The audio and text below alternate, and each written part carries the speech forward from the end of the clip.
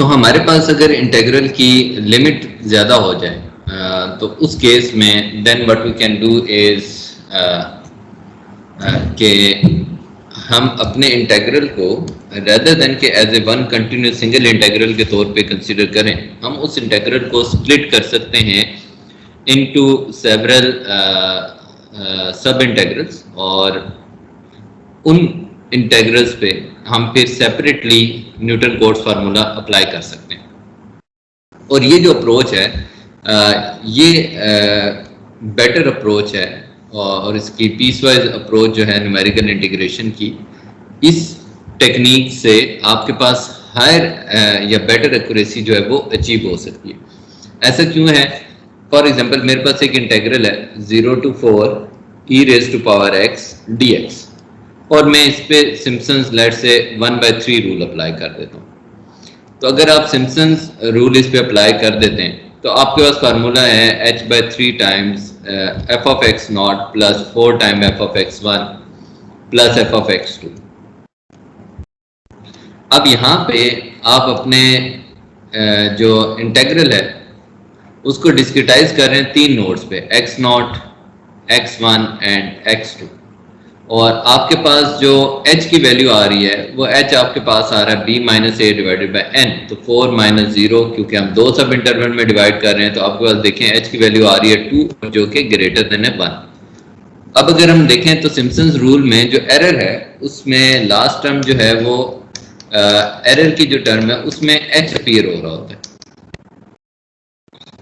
और h की power है 5। तो आप देखें जब 2 की पावर आप 5 ले लेंगे तो अराउंड 32 प्रोडक्ट जो है, तो हमारे पास एक बड़ी लार्ज वैल्यू है जिसको हम निगलेक्ट कर रहे होंगे। ये जो प्रॉब्लम है इसको अवॉइड कब किया जा सकता है? हम तो चाह रहे होते हैं कि जो एरर है ये स्मॉल से स्मॉल हो सो दैट कि हम एक्यूरेट आंसर फाइंड कर सकें। तो ये स्मॉल तब भी हो सकता है जब h की वैल्यू वेरी वेरी स्मॉल हो, क्योंकि जितनी स्मॉलर वैल्यू होगी आप उसकी बड़ी पावर लेंगे, मजीद एरर जो है वो स्मॉल होता जाएगा। तो ये अचीव तब हो सकता है जब h की वैल्यू वेरी स्मॉल हो। अब इस केस में यहाँ पे आपके पास h जो है उसकी वैल्यू है 2 ग्रेटर देन 1, तो आप जब 2 की पावर 5 लेंगे तो बहुत बढ़िया आ जाएगी। अभी इसी इंटीग्रल को मैं ऐसे लिख लेता हूँ 0 to 4 e raised to power x dx। हम कैलकुलस से जानते हैं कि हम इसको दो इंटीग्रल्स में स्प्लिट कर सकते हैं, 0 to 2 e raised to power x dx and then 2 to 4 e raised to power x dx। अब आप अगर इस इंटीग्रल को अप्लाई करेंगे तो आप देखें कि इंटीग्रल की जो लेंथ है वो 0 to 2 हो गई है एंड 2 to 4 हो गई है। दो इंटीग्रल्स दोनों की लेंथ 2 है। तो यहाँ पे अब अगर हम h की वैल्यू निकालें तो हमारे पास आ जाएगी 2 minus 0 divided by 2 and 4 minus 2 divided by 2। Both cases में h की वैल्यू आ रही है 1। तो आप देखें कि यहाँ पे h 2 आ रहा है अगर हम इस सिंगल पे सिम्पसन्स रूल अप्लाई कर दें और h 1 आ रहा है अगर हम इसको स्प्लिट करके सेपरेटली दोनों पे 1 अप्लाई कर दें, इंटीग्रल सिम्पसन रूल अप्लाई कर दें। इसको मजीद स्प्लिट कर लेते हैं 0 to 4 e raised to power x dx को हम 4 इंटीग्रल्स में स्प्लिट कर लेते हैं 0 to 1 e raised to power x dx, 1 to 2 e raised to power x dx, 2 to 3 e raised to power x dx and 3 to 4 e raised to power x dx। अगर आप 4 integrals में split कर लेंगे, now in this case आपके पास जो value of h आ रही है वो आ जाएगी h is equals to 1 minus 0 divided by आपके पास आ जाएगी 2, बिकॉज हम 2 सब इंटरवल में इसको डिवाइड करें, 1 माइनस 0 डिवाइडेड बाई 2 करें, 2 माइनस 1 डिवाइडेड बाई 2 कर लें, 3 माइनस 2 डिवाइडेड बाई 2 कर लें या आप 4 माइनस 3 डिवाइडेड बाई 2 कर लें। तो चारों इंटीग्रल्स के लिए जो h की वैल्यू आ रही है वो हमारे पास आ रही है 1/2 और 1/2 का मतलब है 0.5। अब आप देखें कि यहाँ पे h 2 था, अगर हम सिंगल इंटीग्रल कंसीडर करते इसको 2 में स्प्लिट किया है तो h की वैल्यू 1 हो गई है, 4 में स्प्लिट किया है तो h की वैल्यू 0.5 हो गई है। तो अब आप देखें कि इस केस में जो सिम्पसन रूल होगा उसमें कम एरर अपीयर होगा एज कंपेयर टू कि इस इंटीग्रल पे हम डायरेक्टली सिम्पसन रूल जो है वो अप्लाई कर देते। तो इस स्ट्रेटजी से हमें पता क्या चला? इस स्ट्रेटजी से हमें ये अंदाजा हो गया है कि अगर आप सिंगल इंटीग्रल पे सिम्पसन रूल अप्लाई करते हैं तो उससे मल्टीपल इंटीग्रल आप स्मॉल लेंथ के बना लें तो उनकी एक्यूरेसी हायर होगी। अब यहीं पे आप देखें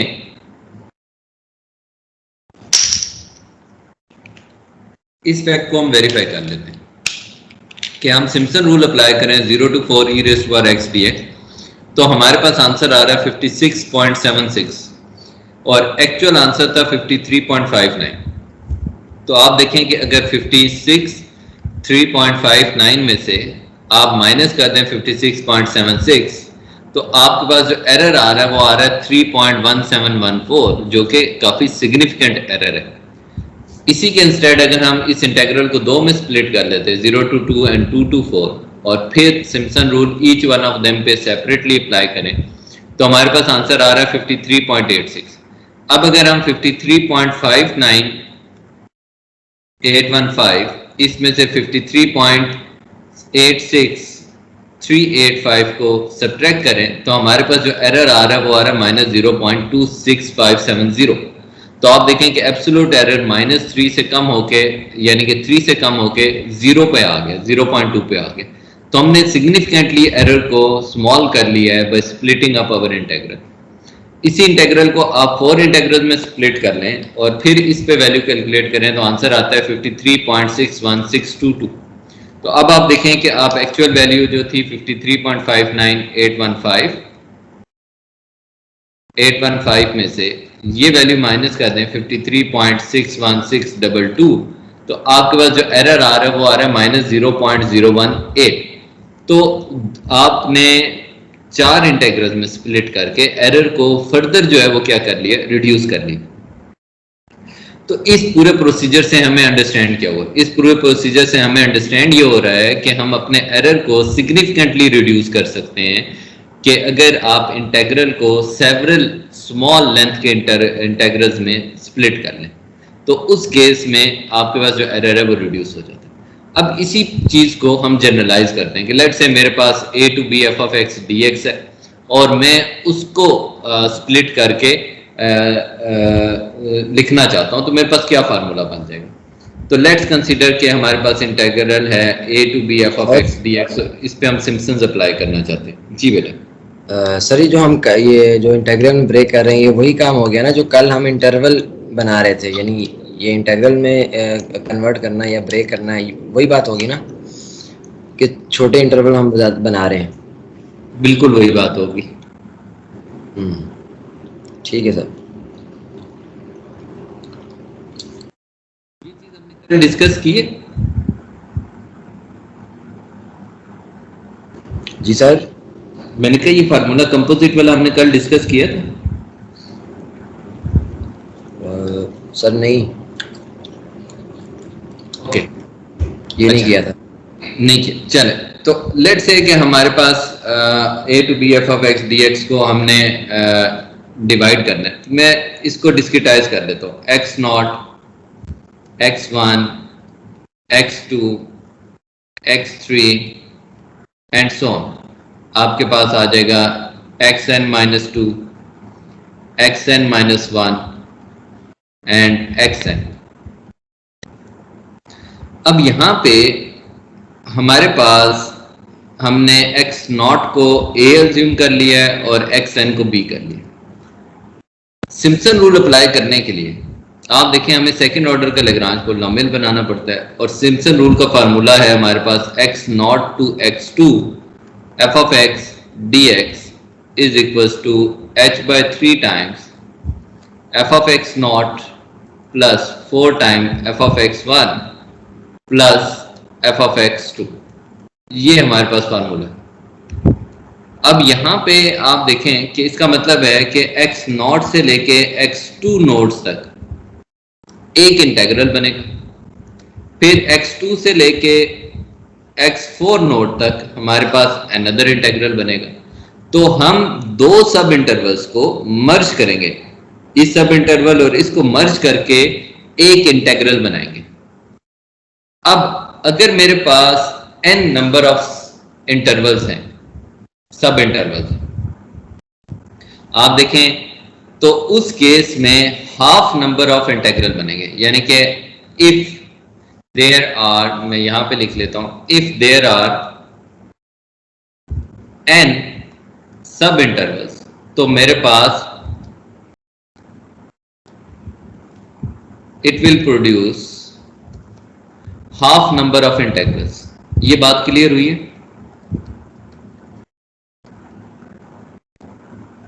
कि आप हर दो सब इंटरवल को मर्ज करेंगे तो आपके पास एक इंटेग्रल बनेगा x0 टू x2, यानी कि इन दो सब इंटरवल्स को मर्ज करके एक इंटीग्रेशन या एक इंटेग्रल बन गया। ये बात क्लियर होगी?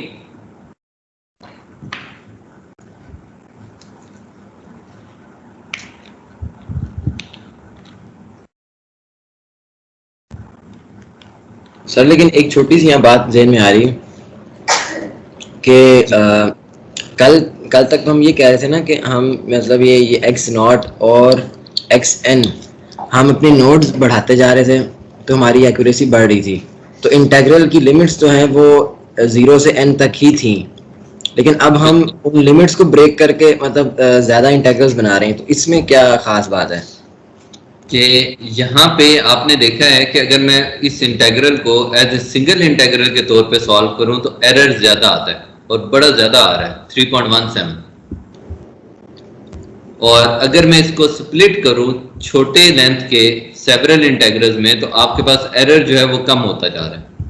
तो इसका मतलब ये हुआ कि सिंगल इंटीग्रल पे सिम्पसन रूल अप्लाई करने से बेहतर है कि मैं एक इंटीग्रल को मल्टीपल इंटीग्रल में स्प्लिट कर लूं और फिर हर इंटीग्रल पे सिम्पसन रूल अप्लाई करूं। तो सर ये एक्सपोनेंशियल फंक्शंस के लिए या मतलब हर किस्म के फंक्शन के लिए? हर किस्म के फंक्शन के लिए। देखिए मैंने एक्सपोनेंशियल से पहले एक जनरल फंक्शन यहाँ पे आप बेशक e की पावर x की जगह f ऑफ x कर लें, तब भी ये बात जो है वो होल्ड करेगी। अगर आप एक्सपोनेंशियल की जगह कोई भी फंक्शन कर लेंगे तो even still this thing will hold. अच्छा, अब देखिए बेटा, जो बात आप पूछ रहे हैं उस बात को एक और तरीके से भी क्लियर किया जा सकता है। वो ये है कि उसमें और इस टेक्निक में फर्क है। वहां पे हम एक ही क्वाड्रेचर का फार्मूला जो है उसको ऑर्डर डिफरेंट कर रहे थे, यानी कि पहले क्वाड्रेचर n1 का फार्मूला हम यूज कर रहे थे, फिर हमने उसका ऑर्डर बढ़ा के 2 कर दिया, फिर 3 कर दिया, एंड ऑर्डर बढ़ा रहे थे। वो जो नंबर ऑफ नोड्स बढ़ रहे थे वो फार्मूला चेंज करने से बढ़ रहे थे। अब जो हम करने जा रहे हैं उसमें हम फार्मूला यही रखेंगे, इस फार्मूले में नंबर ऑफ नोड्स को इंक्रीज करेंगे। मेरी बात आप क्लियर होगी? हाँ जी, हाँ जी। ये डिफरेंस है दोनों।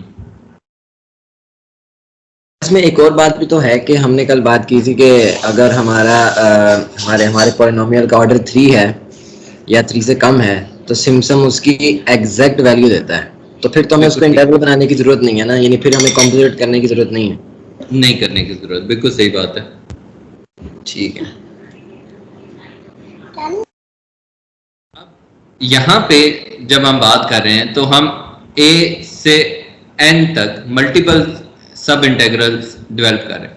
तो अगर n नंबर ऑफ सब इंटरवल्स होंगे तो ये हर दो सब इंटरवल्स को जोड़ के कंबाइन करके एक इंटीग्रल बनाएगा। इसका मतलब है कि अगर मेरे पास n नंबर ऑफ सब इंटरवल्स होंगे तो उस केस में n/2 इंटीग्रल्स जो हैं वो डेवलप हो जाएंगे। अब आप देखो कि n/2 इंटीग्रल्स बनाने हैं तो इसकी वैल्यू तो इंटीजर होनी चाहिए, और ये इंटीजर वैल्यू ओनली पॉसिबल है कि जब n जो है वो इवन हो, क्योंकि अगर वो इवन होगा तो 2 से एग्जैक्टली डिविजिबल होगा। इसका मतलब ये है कि n शुड बी इवन, कि हमारे पास कंपोजिट रूल अगर हमने डेवलप करना है सिम्पसन्स के लिए तो उसके केस में n का इवन होना जरूरी है, क्योंकि वो इवन होगा तो आपके पास n/2 इंटीग्रल्स बिल्ड होंगे। अगर वो ऑड होगा तो फिर आपके पास एग्जैक्ट इंटीग्रेशन उस कंप्लीट डोमेन में नहीं हो रही होगी, आपके पास कंप्लीट इंटीग्रल नहीं डेवलप हो रहा होगा। तो इस केस में अब हम लेट से अपनी डोमेन को रिड्यूस कर लेते हैं, a to b को हम मल्टीपल इंटीग्रल्स में स्प्लिट करते हैं। तो अगर मैं स्प्लिटिंग करूं तो मेरे पास क्या बन जाना चाहिए? Sorry, I should use eraser here.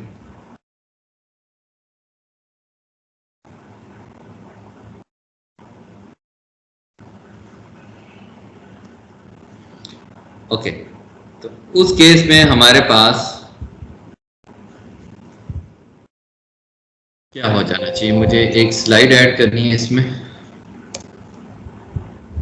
Want to add a slide here. तो हमारे पास जो इंटेग्रल है इसको अब हम मल्टीपल इंटेग्रल में लिखते हैं. लिखते कैसे? मेरे पास इंटेग्रल है a to b f of x dx, और ये इंटेग्रल बेसिकली बन जाता है x नॉट टू xn. अब f of x dx इसको हम सेवरल इंटेग्रल्स में डिवाइड करते जाते हैं. x not to x2 f of x dx, क्योंकि हमें तीन नोड्स को कंबाइन करना है, x not x1 and x2 Simpson rule के लिए. प्लस फिर आ जाएगा x2 to x4 f of x dx. फिर आ जाएगा हमारे पास x4 to x6 f of x dx and plus on. हम चलते जाएंगे ऐसे ही. अब आप देखें कि यहाँ पे जितने सब्सक्रिप्ट्स आ रहे हैं वो इवन आ रहे हैं, नॉट 2 2 4 4 6. तो इसका मतलब है कि हमारे पास xn-2 टू xn, और इसमें भी अगेन कंडीशन वही होगी कि xn शुड बी इवन, तो n शुड बी इवन. अब इस पे हम सिम्पसन रूल अप्लाई कर देते हैं. सिम्पसन रूल जब अप्लाई करेंगे तो क्या हो जाएगा? x नॉट टू x2 हमारे पास बन जाएगा h/3 times f of x not plus 4 time f of x1 plus f of x2 plus h/2 times f of x2 plus 4 time f of x3 plus f of x4. Similarly आप next integral पे जब apply करेंगे तो आपके पास आ जाएगा it is h/3. Formula Simpson का ही हम अप्लाई कर रहे हैं. तो f of x3 not x3 x4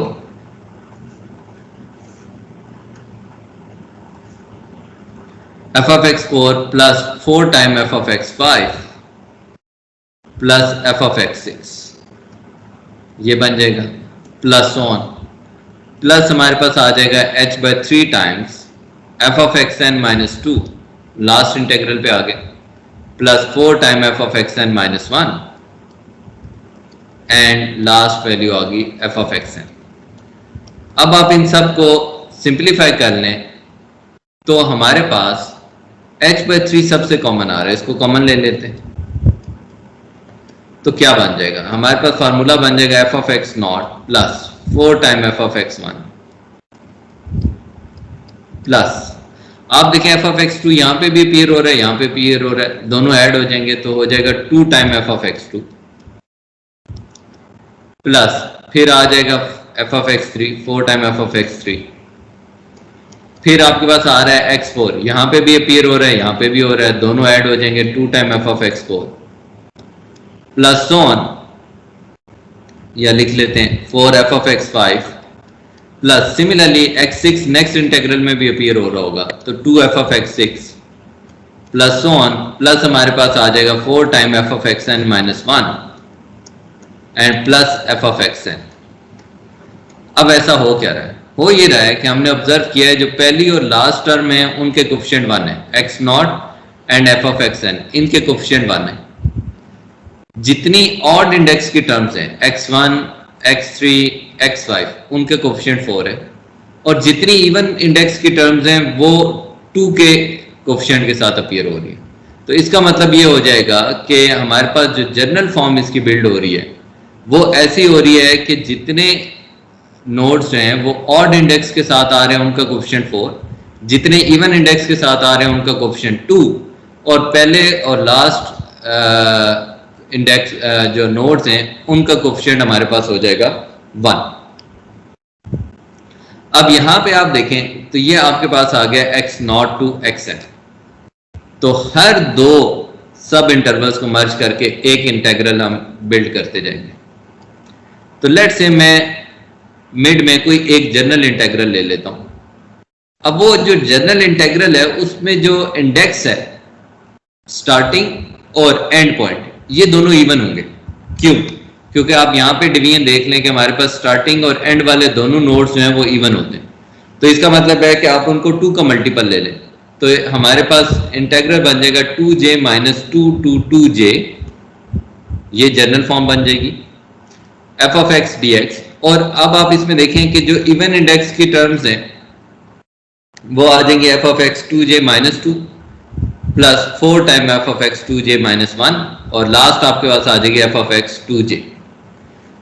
अब और इस पे जो इंटेग्रल्स हैं, ये इंटेग्रल क्योंकि हमारे पास हाफ हो जाते हैं to the length of interval से, नंबर ऑफ इंटरवल से, तो 1 से लेके n/2 तक समेशन चली जाएगी। इसका मतलब है कि आपने एक इंटेग्रल को n/2 नंबर ऑफ इंटेग्रल्स में स्प्लिट कर दिया, और हर सब इंटेग्रल पे आपने सिम्पसन्स 1/3 रूल जो है वो अप्लाई कर दिया।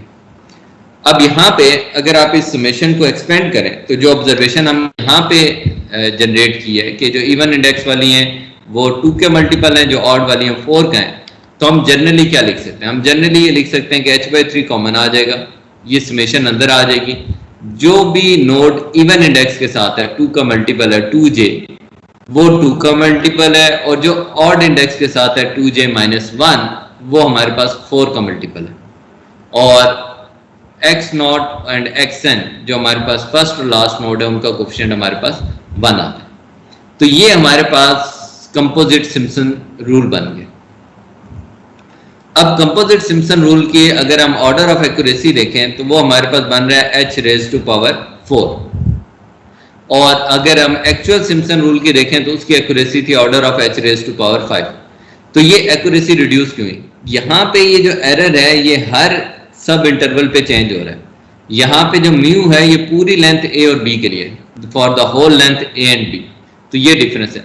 जब आप इससे इसमें कन्वर्ट करते हैं तो आपके पास जो ऑर्डर ऑफ एक्यूरेसी है वो रिड्यूस होके 4 आ जाता है। 2 के कंपोजिट सिम्पसन रूल में ऑर्डर ऑफ एक्यूरेसी h⁻⁴ हो गया एज कंपेयर टू h⁻⁵ जो कि स्टैंडर्ड सिम्पसन रूल में था, लेकिन ये रेट्स जो हैं वो कंपेरेबल नहीं है। वजह क्योंकि ऑर्डिनरी सिम्पसन्स में आपको पता है कि b minus a divided by 2 ही होना है, क्योंकि आपके पास सिम्पसन्स रूल में 3 नोड्स यूज होते हैं और 2 सब इंटरवल कंस्ट्रक्ट होते हैं। आपको याद हो तो हमने कल काफी एग्जांपल्स डिस्कस किए 1/3 रूल अप्लाई करके, तो वहां पे आपके पास n2 होता है।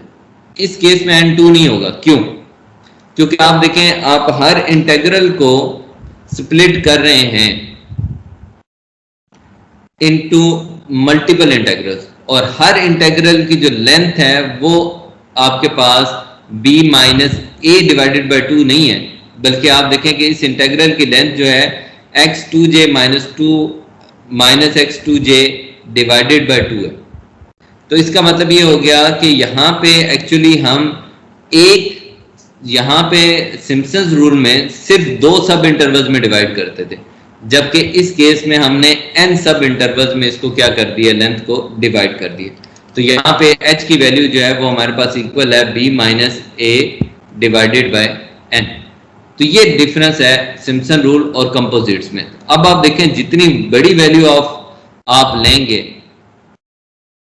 तो उतनी आपके पास h स्मॉल होता जाएगा, जबकि इस केस में आपके पास h की कांस्टेंट वैल्यू आनी थी। तो आप कंपोजिट सिम्पसन रूल में जितने ज्यादा नंबर ऑफ सब इंटरवल्स कंस्ट्रक्ट करेंगे उतनी वैल्यू ऑफ h जो होगी वो हमारे पास क्या हो जाएगी, स्मॉल हो जाएगी। जस्ट ओनली रिस्ट्रिक्शन है कि n जो है वो हमारे पास क्या होना चाहिए, इवन होना चाहिए। सिमिलर लाइंस पे कंपोजिट ट्रेपेजॉइडल रूल भी लिखा जा सकता है। कंपोजिट ट्रेपेजॉइडल रूल क्या है? वो भी इसी तरह कि हम एक इंटेग्रल को मल्टीपल इंटेग्रल्स में स्प्लिट कर लेंगे और फिर हर सब इंटेग्रल पे कंपोजिट ट्रेपेजॉइडल रूल अप्लाई कर दें। तो उस केस में हमारे पास जो फार्मूला बनता है वही बन जाता है h/2 time f of x0 जो कि a के इक्वल है, प्लस तमाम नोड्स जो हैं वो 2 का मल्टीपल होंगे। तो यहाँ पे और सिम्पसन में फर्क क्या है? 2 फर्क हैं। नंबर 1 तो ये है कि सिम्पसन्स में number of intervals should be even की कंडीशन थी, ट्रेपेजॉइडल रूल में ऐसी कोई रिस्ट्रिक्शन नहीं है।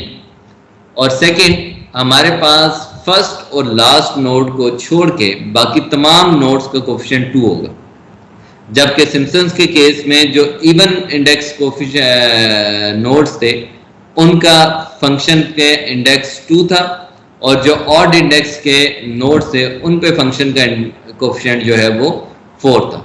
तो ये दो आपके पास मेजर डिफरेंस हैं कंपोजिट ट्रापेजॉइडल और सिम्पसन रूल में।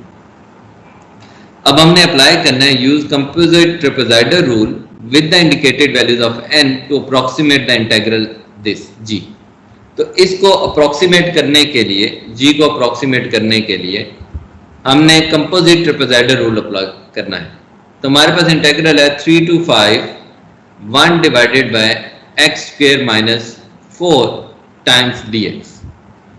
अब आप देखें कि हम डायरेक्टली फार्मूला लिख लेते हैं और हमारे पास यहाँ पे गिवन है कि n की वैल्यू 8 है। तो इसका मतलब है कि आपके पास टोटल नंबर ऑफ नोड्स जो हैं वो x0 से लेके x8 तक बिल्ड होंगे। तो अगर मैं यहाँ पे बिल्ड कर लूँ तो x0, x1, x2, x3 and so on, हमारे पास x7 एंड x8।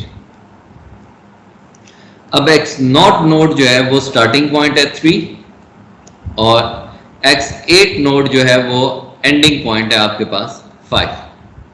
यहां पे अब h की वैल्यू आपके पास आनी है b minus A divided by n। तो आप यहां पे देखें b है आपके पास 5, a है आपके पास 3 और n की वैल्यू आपको गिवन है कि आप 8 सब इंटरवल्स में डिवाइड कर ले। तो ये हमारे पास आ जाती है 2/4 और 2/4 का मतलब है आपके पास 0.5। तो h की वैल्यू हमारे पास आ जाती है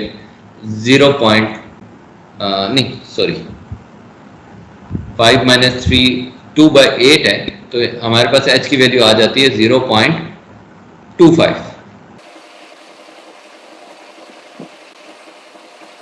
this is 0.25।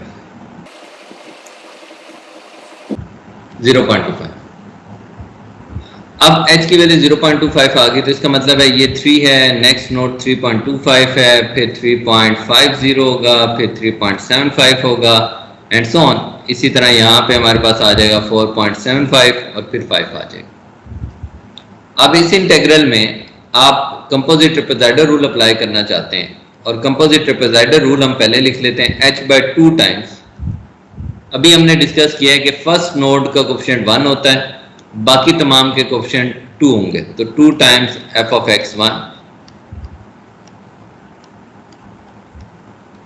2 times f of x2, 2 times f of x3, 2 times f of x4, 2 times f of x5, 2 times f of x6, 2 times f of x7 और हमारे पास लास्ट नोड है x8। तो आपके पास उसका कोफिशिएंट हो जाएगा 1। तो ये हमारे पास फार्मूला बन गया कंपोजिट ट्रापेजॉइडल रूल का। अब इस फार्मूले में हमें h की वैल्यू रिक्वायर्ड है जो कि हमने फाइंड कर ली है, फिर हमें फंक्शन की वैल्यूज रिक्वायर्ड है इन तमाम नोड्स पे, तो वो हम यहाँ पे सब्स्टिट्यूट कर सकते हैं। तो हमारे पास क्या बन जाएगा, this will be h/2 times sorry हमें h की वैल्यू नोन है तो हम यहाँ पे डायरेक्टली सब्स्टिट्यूट कर लेते हैं। पहले h की वैल्यू, h है हमारे पास 0.25 तो h is 0.25 divided bye 2 f of x0।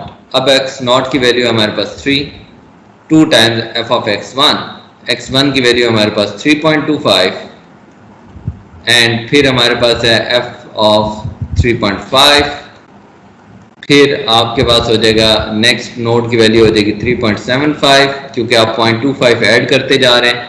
तो 0.25, 5, 75 एंड नेक्स्ट 4 हो जाएगा, 2 टाइम्स f of 4, फिर 4.25। तो हर नेक्स्ट नोड में 0.25 ऐड होता जा रहा है। 2 times f of 4.5 plus 2 time f of 4.75 and last हमारे पास आ जाता है f of 5। तो हमने नोड्स की वैल्यूज पुट कर दी। अब फंक्शन में ये वैल्यू सब्स्टिट्यूट करते जाते हैं, तो हमारे पास ये जो इंटेग्रल है ये बन जाएगा, दैट इंटेग्रल विल बी 0.125, क्योंकि आप 2 से डिवाइड कर देंगे। f ऑफ 3 जो है वो आपके पास आ जाएगा 1 divided by square root of 3 square minus 4 plus 2 divided by square root of x की जगह आप 3.25 पुट कर दें, 3.25 square minus 4 plus 2 divided by 3.5 put कर दें, 3.5 square minus 4 plus 2 divided by next value आ जाएगी 3.75 minus 4 plus 2 divided by 4 put कर दें तो आपके पास आ जाएगा 4 square minus 4 plus 2 divided by square root of 4.25 square minus 4 plus 2 divided by 4.5 square minus 4 plus 2 divided by square root of 4.75 square minus 4 and last हमारे पास आ जाएगा दैट विल बी, अब क्योंकि लास्ट है तो उसका कोफिशिएंट 1 हो जाएगा, तो दैट विल नॉट बी 2। तो हमारे पास लास्ट आ जाएगा 1 डिवाइडेड बाय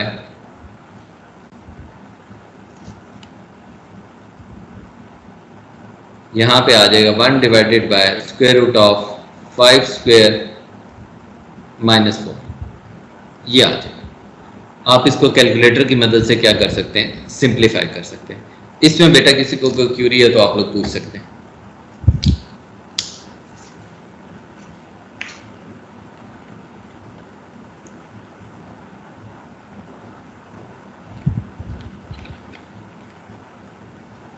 तो अगर मैं रिव्यू कर दूं तो सबसे पहले आपने ये करना है कि जितने n की वैल्यू गिवन है उतने आपने यहाँ पे नोड्स कंस्ट्रक्ट करने हैं। तो n 8 है तो x नॉट से लेके x 8 तक इंडेक्स बना लें, नोड्स कंस्ट्रक्ट कर लें। उसके बाद आपने h की वैल्यू फाइंड करनी है, n आपको गिवन है तो जो इंटेग्रल की लिमिट्स हैं b minus A divided by n कर दें, h की वैल्यू आ जाएगी।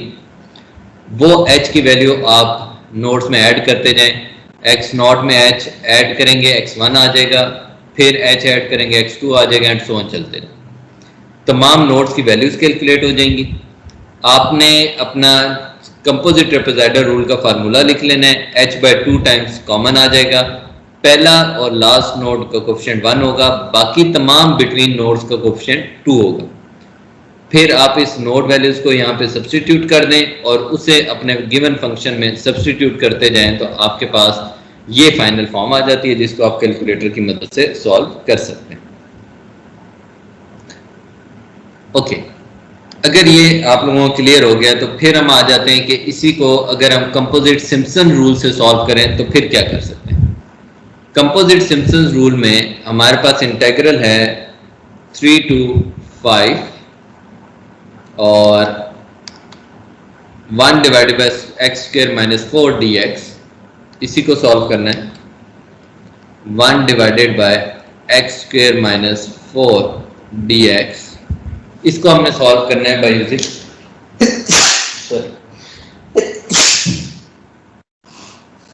इसको हमने सॉल्व करना है by using composite Simpson rule और हमें गिवन है कि n 8 है।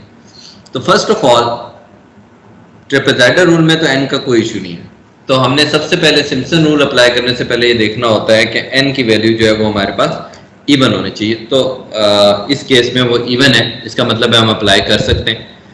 अब इस इंटेग्रल को वंस अगेन जो बात हमने स्टार्ट में की कि सबसे पहले आप अपने नोड्स को डिस्क्रिटाइज कर लें, x0, x1, x2, x3, x4, x5, x6, x7 and x8।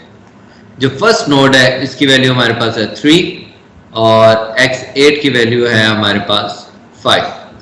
तो 3 से लेके 5 तक आ गए। अब हमें बीच वाले जो नोड्स हैं उनकी वैल्यू कैलकुलेट करने के लिए वंस अगेन h की रिक्वायरमेंट है और h हमारे पास हो जाएगा 5 माइनस 3 डिवाइडेड बाय 8। तो वंस अगेन h की वैल्यू हमारे पास आ जाएगी 0.2। ये वैल्यू आ गई। अब आप इन तमाम नोड्स की वैल्यू कैलकुलेट कर लें तो 0.25 ऐड करते जाएं, 3.25, 3.5, 3.75, 4, 4.25, 4.5, 4.75 एंड 5। तो आपके पास तमाम नोड्स की वैल्यू कैलकुलेट होगी। अब ये कैलकुलेट करने के बाद आप यहाँ पे सिम्पसन्स का कंपोजिट फार्मूला लिख लें जो कि हमारे पास है h/3 टाइम्स हम f ऑफ x नॉट से स्टार्ट करेंगे जिसका कोफिशिएंट 1 होगा। जो ऑड इंडेक्स की टर्म्स है उनका कोफिशिएंट 4 होगा, 4f ऑफ x1। जो इवन इंडेक्स की टर्म्स है उनका कोफिशिएंट 2 होगा, 4f ऑफ x3।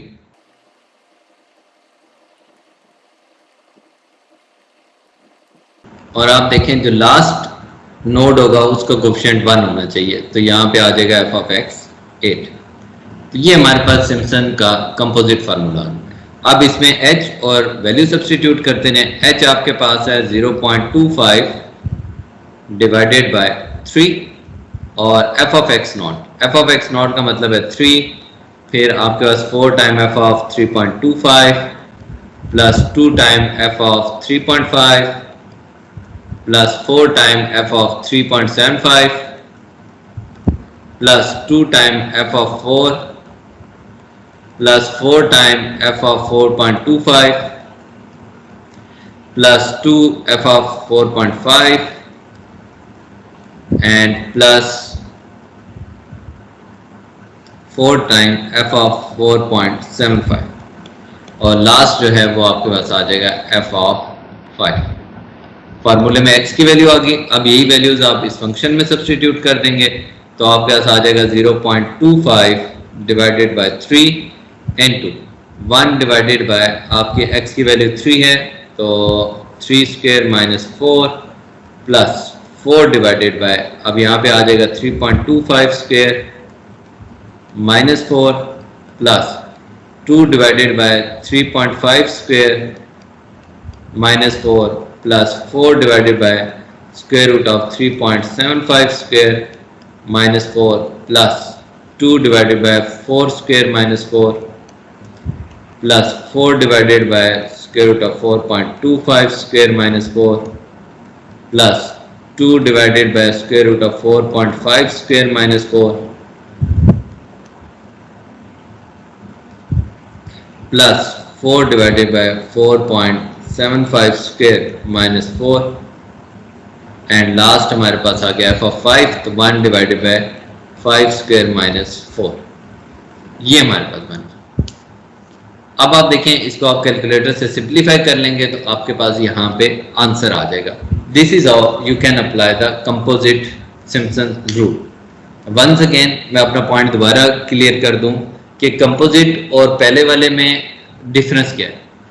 अगर इसी प्रॉब्लम को मैं पहली वाली अप्रोच से सॉल्व करता तो मैं क्या करता, but it should be 3 to 5, यानी कि ये हमने कंपोजिट रूल अप्लाई किया to make my point clear, composite rule, और ये सिम्पसन्स 1/3 का कंपोजिट रूल है। और अगर इसकी जगह अब यहाँ पे मैं सिम्पसन्स 1/3 रूल अप्लाई कर दूं तो दोनों में डिफरेंस क्या होगा। अब यहाँ पे अगर सिम्पसन्स का 1/3 रूल आप सिंपली अप्लाई करते under root x square minus 4 dx तो ये हमारे पास होता क्या, एक नोड होता है x नॉट, एक नोड बनता है x1, एक नोड बनता है x2, ओनली 3 नोड्स बनते हैं। h की वैल्यू हमारे पास होती है 5 माइनस 3 डिवाइडेड बाय 2 और यहाँ पे आंसर हमारे पास आ जाता है h की वैल्यू हो जाती है हमारे पास 1। तो ये हमारे पास बन जाता है h/3 times f of x not plus 4 time f of x1 plus f of x2। तो ये फार्मूला हमारे पास बन जाता है। अब आप देखें कि यहाँ पे h1 है, यहाँ पे h 0.25 है, तो ऑब्वियसली जहाँ पे 0.25 है उसकी एक्यूरेसी आपके पास हायर होगी। जी बेटा, अगर आपकी कोई क्यूरी है तो आप लोग पूछ सकते हैं।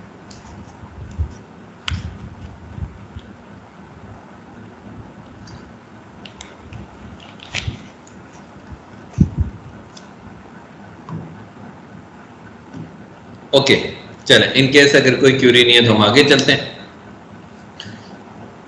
हमारे पास फंक्शन है, function is defined by piecewise form में, और वो अपनी वैल्यूज जो वो चेंज कर रहा है। 0 से 0.1 पे डिफरेंट फंक्शन है, 0.1 से 0.2 पे डिफरेंट फंक्शन है, 0.2 से 0.3 पे डिफरेंट फंक्शन है। तो हमारे पास 3 फंक्शन की वैल्यूज हैं ऑन डिफरेंट इंटरवल्स पे, 0 से 0.1, 0.1 से 0.2 एंड 0.2 से 0.3। तो इस केस में हमें सबसे पहले पार्ट में कहा गया investigate the continuity of the derivatives of F. तो क्या आप देख के मुझे बता सकते हैं कि क्या 0.1 पे ये फंक्शन कंटिन्यूस है?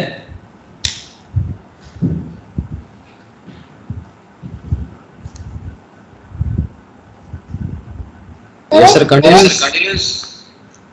जी बेटा, कि 0.1 पे कंटिन्यूस है?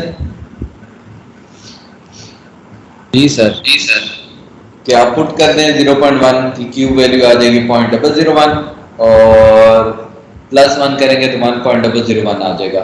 और सेकंड में अगर आप यहाँ पे 0.1 पुट करते हैं तो ये तमाम जो हैं ये 0 हो जाएंगे, तो इसका मतलब है 1.001। तो दोनों वैल्यूज 0.1 पे इक्वल आ रही हैं, तो therefore the function is continuous at 0.1।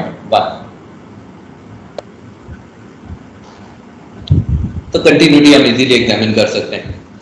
Okay, अब आ जाते हैं कंपोजिट ट्रेपेजॉइडल रूल पे।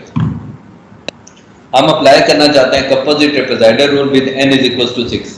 अच्छा, यहाँ पे मैं एक पॉइंट और क्लियर करता चलो कि ट्रेपेजॉइडल के लिए जरूरी नहीं है कि हमेशा इवन नंबर ऑफ सब इंटरवल्स ही बने।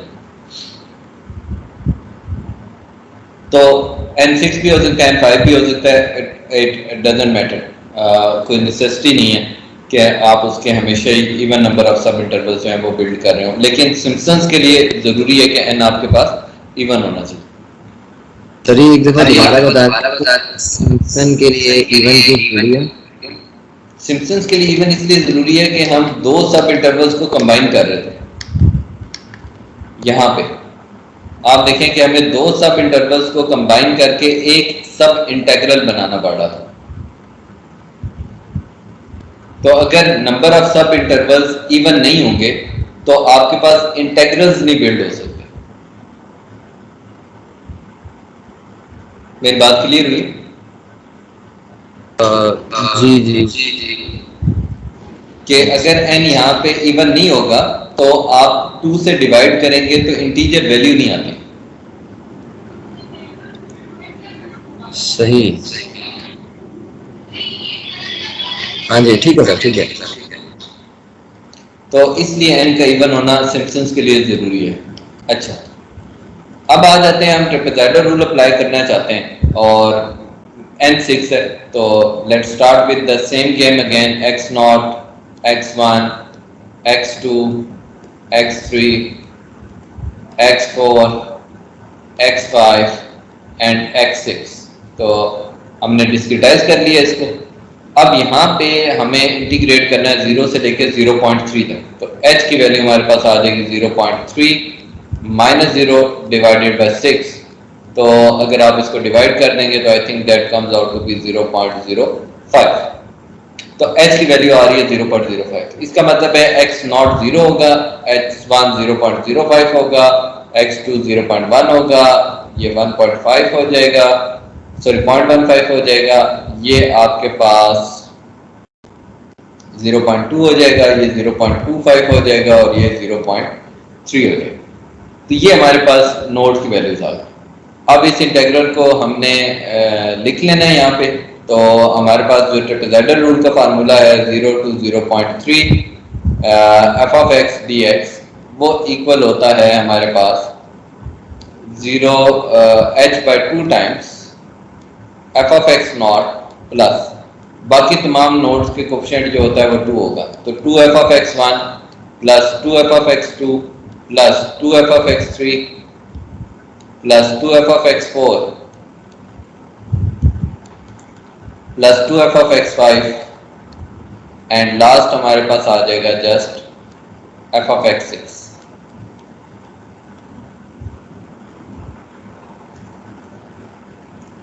अब यहाँ पे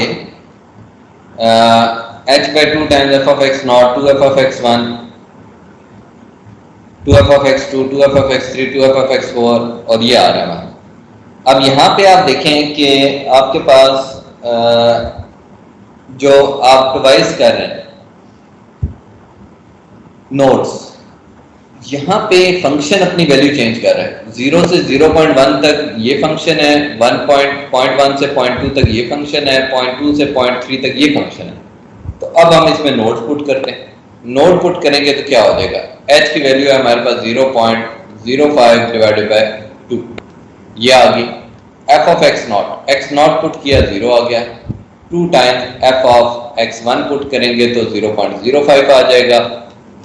f ऑफ x2 पुट करेंगे तो 0.01 आ जाएगा, सॉरी 0.1 आ जाएगा, प्लस 2 टाइम्स f ऑफ 0.15 आ जाएगा, फिर 2 टाइम्स f ऑफ 0.2 आ जाएगा, प्लस 2 टाइम्स f ऑफ 0.25 आ जाएगा, और प्लस f ऑफ 0.3 आ जाएगा। अब यहाँ पे ट्रिक है कि आप देखें कि फंक्शन की वैल्यू हमें 0 पे कैलकुलेट करनी है। अब फंक्शन 0 पे जो है वो एक्चुअली ये वाला फंक्शन है, तो इसका मतलब है कि हम जब ये वैल्यू कैलकुलेट करेंगे तो यहाँ पे मैं थोड़ी सी स्पेस जनरेट कर लेता हूँ लिखने के लिए। 0.05 डिवाइडेड बाय 2, तो आप 0 पुट करेंगे 0 क्यूब प्लस 1 में, तो यहाँ पे आपके पास पहली वैल्यू आ जाएगी, प्लस 2 टाइम्स 0.05, वो भी इस डोमेन में लाई करता है 0 से 0.1 के दरमियान, तो वो भी इसमें पुट करेंगे तो हो जाएगा 2 टाइम्स 0.05 क्यूब प्लस 1। फिर आप 0.1 पुट करें तो वो भी इसी डोमेन में क्योंकि लाई कर रहे हैं, तो हम यहाँ पे लिख लेंगे 0.1 cube plus 1, no issue. Plus next है आपके पास 0.15। अब आप देखें 0.15 0.1 से बड़ा है, तो इसका मतलब है फंक्शन चेंज हो गया और अब आपको कौन सा फंक्शन यूज करना है, सेकंड वाला। तो यहाँ पे आप जो फंक्शन की वैल्यू आ जाएगी वो चेंज हो जाएगी 2 टाइम्स, अब आप यहाँ पे एक और ब्रैकेट लगा लें 1.001 प्लस आपने x की जगह 0.15 पुट करना है, तो 0.03 इंटू 0.15 माइनस 0.1 प्लस 0.3 इंटू आपके पास हो जाएगा 0.15 माइनस 0.1 स्क्वायर, प्लस आपके पास हो जाएगा 2 टाइम्स 0.15 माइनस 0.1 क्यूब। ये आपके पास वैल्यू आ गई f एट 0.15। अब हमने 0.2 पे देखना है, तो अब आप देखें 0.2 पे भी यही फंक्शन है, ये भी आप यूज कर सकते हो और ये भी कर सकते हो, क्योंकि 0.2 पे दोनों इक्वल है, यहाँ पे भी इक्वल का साइन है, यहाँ भी इक्वल था, तो इसका मतलब है दोनों में से कोई फंक्शन भी आप यूज कर सकते हैं। तो लेट्स से हम 0.2 पे ये वाला कर लेते हैं, वजह इसकी कोई रीजन नहीं है, आप ये भी कर ले तो आंसर वही आना है। जस्ट ओनली रीजन ये कि जब 0.2 पुट करेंगे तो ये तीनों वैल्यू 0 हो जाएंगी, 0.2 माइनस 0.2 0 हो जाएगा, तो 1.009 आ जाएगा। तो मैं जस्ट सिंप्लीफिकेशन के लिए ये यूज कर रहा हूँ, तो आपके पास आंसर आ जाएगा 1.009, और नेक्स्ट तीनों टर्म्स हैं वो 0 हो जाएंगी 0.2 पे आके। फिर आ जाए 0.25 पे, तो 0.25 पे हमने यही फंक्शन यूज करना है, तो आप इसमें पुट कर दें 1.009 plus 0.15 into 0.25 minus 0.2 and plus 0.9 into 0.25 minus 0.2 square, 0.2 square plus आपके पास आ जाएगा 2 टाइम्स 0.25 माइनस 0.2 क्यूब, ये आपके पास आ जाएगा। लास्ट वैल्यू आ गई आपके पास 0.3, तो ऑब्वियसली 0.3 में यही वाला फंक्शन यूज होना है। अब आपके पास आ जाएगा 1.009 plus 0.15 times 0.3 minus 0.2 plus 0.3 minus 0.2 square, और लास्ट आपके पास आ जाएगा 2 टाइम्स 0.3 माइनस 0.2 क्यूब। तो ये हमारे पास वैल्यू आ गई। अब आपने तमाम वैल्यूज पुट कर दी, यहाँ पे इसको कैलकुलेट कर लें। तो ये आपके पास कंपोजिट ट्रेपेजॉइडल रूल जो है वो अप्लाई हो गया। फर्क क्या है? फर्क ये है कि पहले हमारे पास एक ही फंक्शन होता था, अब हमारे पास एक ही फंक्शन नहीं है बल्कि वो पीसवाइज फंक्शन है, तो ऑब्वियसली उसकी डिफरेंट वैल्यूज हैं डिफरेंट इंटरवल्स पे। तो हमने नोड में फंक्शन की वैल्यू जो भी यूज करनी है उसको केयरफुली यूज करना है, ये देखते हुए कि डोमेन में वो नोड किस इंटरवल में लाई कर। ये बात क्लियर होगी बच्चों?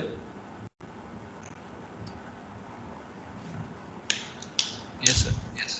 ओके, चलो लास्ट चीज पे आ जाते हैं। हमारे पास प्रॉब्लम है। प्रॉब्लम बेसिकली अगर मैं फिजिक्स को आसान लफ्जों में समझा दूं तो हमारे पास अगर रेजिस्टेंस जो है वो वेलोसिटी का फंक्शन हो तो ये इंटीग्रल हमें बताता है कि कितना टाइम लगेगा उस ऑब्जेक्ट को इस वेलोसिटी टी नॉट से इस वेलोसिटी तक आने में। तो ये बेसिकली इंटीग्रल है इन टर्म ऑफ फिजिक्स। अब यहाँ पे हमें मैथमेटिक्स में अगर हम देखें तो v नॉट की वैल्यू गिवन है यहाँ पे 10, तो आप 10 पुट कर दें। v ऑफ t वो कह रहा है कि आप बताएं कि कितने टाइम में 5 मीटर तक आ जाएगा, तो 10 to 5 हो जाएगा। m की वैल्यू हमें गिवन है 10 kg, तो m 10 हो जाएगा। r resistance is function of velocity और वो हमें गिवन है कि r ऑफ v जो है वो होता है minus v square root of v। तो क्योंकि इंटीग्रल u में, तो हम इसको लिख सकते हैं minus u square root of u d। तो ये इंटीग्रल हमें बता देगा कि कितने टाइम में कोई ऑब्जेक्ट जो है वो 10 से 5 तक वेलोसिटी अटेन कर ले। तो ये टाइम इसकी मदद से हम कैलकुलेट कर लेंगे।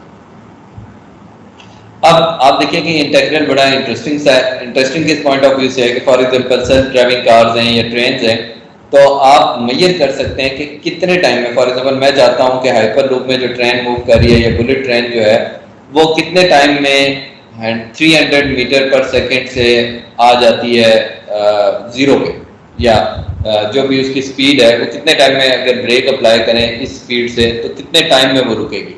तो ऑब्वियसली आपको मेक श्योर करना है कि प्लेटफॉर्म से कितना पहले आप ब्रेक अप्लाई कर दें सच दैट वो एग्जैक्टली प्लेटफॉर्म पे रुक जाए। And the same goes for the जिसको आप कहते हैं सेल्फ ड्राइविंग कार्स वगैरह, उनमें भी आप इस तरह की वैल्यूज कैलकुलेट कर सकते हैं। तो इसका मतलब ये हो गया कि जहां पे भी डेफिनेट, आसान लफ्जों में कहने का मकसद ये है, जहां पे भी डेफिनेट इंटीग्रल यूटिलाइज होता है अब आप उसको न्यूमेरिकली इंटीग्रेट कर सकते हैं, क्योंकि ये आपके पास डेफिनेट इंटीग्रल बन गया। आप इस पे कंपोजिट सिम्पसन रूल अप्लाई करें, कंपोजिट ट्रेपेजॉइडल रूल अप्लाई करें, वो अप्लाई करके आप इसको क्या कर सकते हैं, सॉल्व कर सकते हैं इजीली। सिमिलरली आपको कैलकुलस में याद होगा, आप वेक्टर कैलकुलस में और कैलकुलस में एरिया अंडर द कर्व पढ़ते थे या एरिया बिटवीन टू कर्व्स पढ़ते थे, या सरफेस ऑफ रेवोल्यूशन का वॉल्यूम का एरिया कैलकुलेट करते थे या वॉल्यूम कैलकुलेट करते थे सिलेंड्रिकल शेल मेथड और डिस्क और गॉसियन मेथड वगैरह से। तो वहाँ पे भी डेफिनेट इंटीग्रल्स बनते हैं। तो इसका मतलब ये हो गया कि अगर मुझे कहीं पे भी डेफिनेट इंटीग्रल बन जाएगा तो मैं उसको इजीली न्यूमेरिकली सॉल्व कर सकता हूँ। फॉर एग्जांपल ये इंटीग्रल है, c to d इसकी लिमिट है, तो मेरे पास जो एरिया अंडर द कर्व आ जाएगा, area that will be between two curves, वो आ जाएगा c से लेकर आप d तक इंटीग्रेट करेंगे, upper curve minus lower curve. तो ये आपके पास फार्मूला होता था, आप लोगों ने पढ़ा होगा ऑलरेडी कैलकुलस में, वेक्टर कैलकुलस में। तो आप देखें ये एक डेफिनेट इंटीग्रल बन जाएगा और फिर इस डेफिनेट इंटीग्रल को भी हम न्यूमेरिकल की अप्रोच से सॉल्व कर सकते हैं। तो यहाँ पे हमारा आज का लेक्चर जो है वो कंप्लीट हो गया। इसमें अब आपकी कोई क्यूरी है बेटा तो आप लोग पूछ सकते हैं।